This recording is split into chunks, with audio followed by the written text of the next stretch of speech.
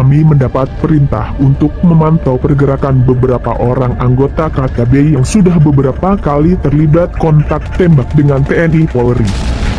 Mereka masuk dalam gerombolan KKB Kemabu, pimpinan Sabinus Walker yang selama kurun waktu tahun 2020, tercatat setidaknya 8 kali melakukan aksi yang menimbulkan korban jiwa, baik dari warga masyarakat maupun dari TNI Polri. Salah satu di antara anggota KKB yang akan kami pantau, merupakan Komandan Operasi KKB yang dikenal sangat sadis dan lihai. Bahkan dari cerita yang beredar di tengah masyarakat, ia memiliki kekuatan supranatural hingga kebal dari berbagai senjata, termasuk kebal dari peluru senjata api.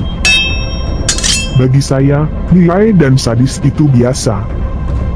Kalau ada yang kebal dari senjata api, itu hoaks. Kalaupun ada yang lolos dari terjangan peluru, itu hanya faktor keberuntungan atau permainan saja. Dari informasi intelijen, anggota KKB ini diketahui akan hadir dalam acara pemakaman salah satu tokoh KKB di suatu perkampungan.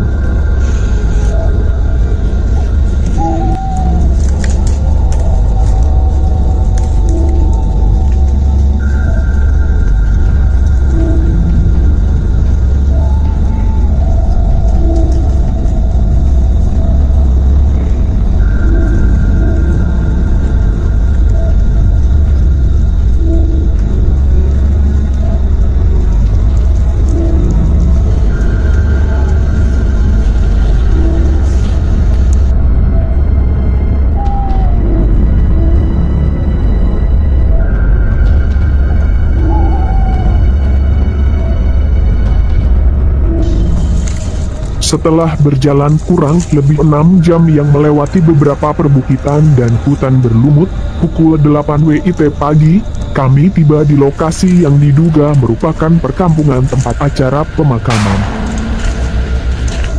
Usai mengasuh dan sarapan pagi ala kadarnya, pukul 9 WIT, kami mulai melakukan pemantauan.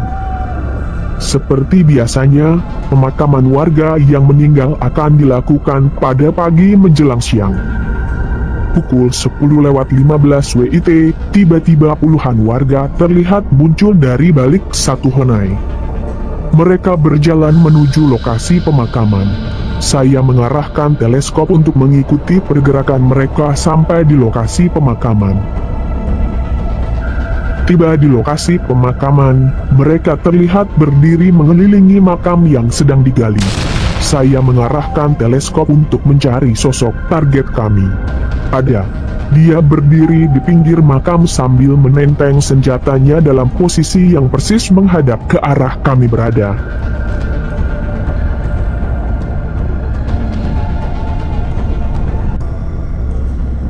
Untuk menghormati acara pemakaman, saya menunggu sampai acara pemakaman selesai. Pada jarak hanya sekitar 450 meter, kecepatan dan arah angin tidak perlu saya akumulasikan. Beberapa detik setelah acara selesai, sebelum bergerak, ia pun saya eksekusi. Akhirnya, sebuah benda sebesar kelapa terlempar separuhnya ke udara. Ilmu kebalnya ternyata hanya cerita saja.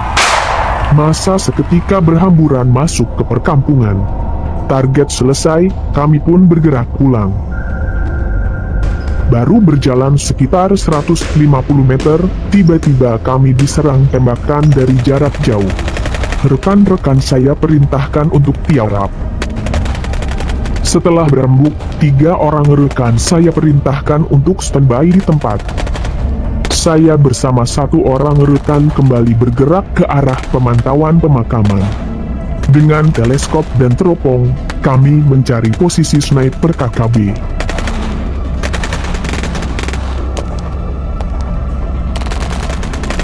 Sekitar 20 menit menyisir, posisi KKB pun saya dapat.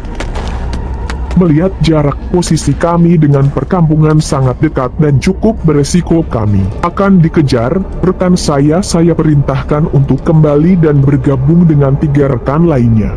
Mereka saya perintahkan untuk lanjut bergerak menuju pos penjagaan.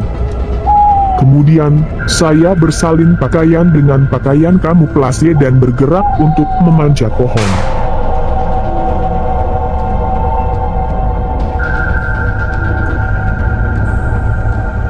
15 menit kemudian, saya yakin rekan-rekan saya sudah berada pada jarak yang cukup aman. Saya pun melakukan eksekusi.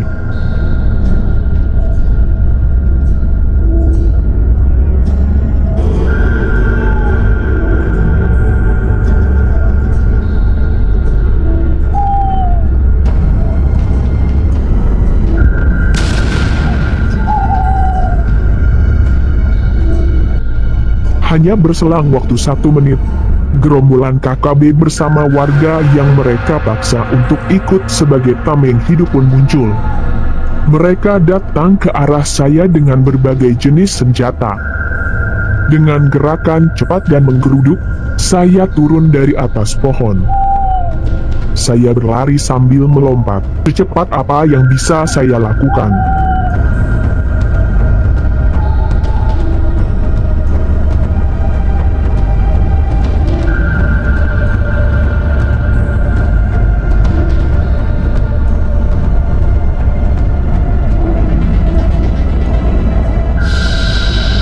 Untuk menjaga keselamatan rekan-rekan, saya bergerak ke arah yang lain.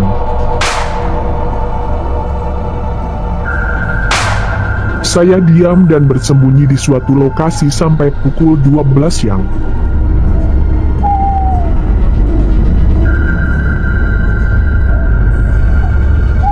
Setelah merasa aman, pukul 12:30, saya bergerak menyusul rekan-rekan. Pukul 18:10, saya bertemu dengan rekan-rekan saya, kurang lebih 300 meter sebelum pos penjagaan.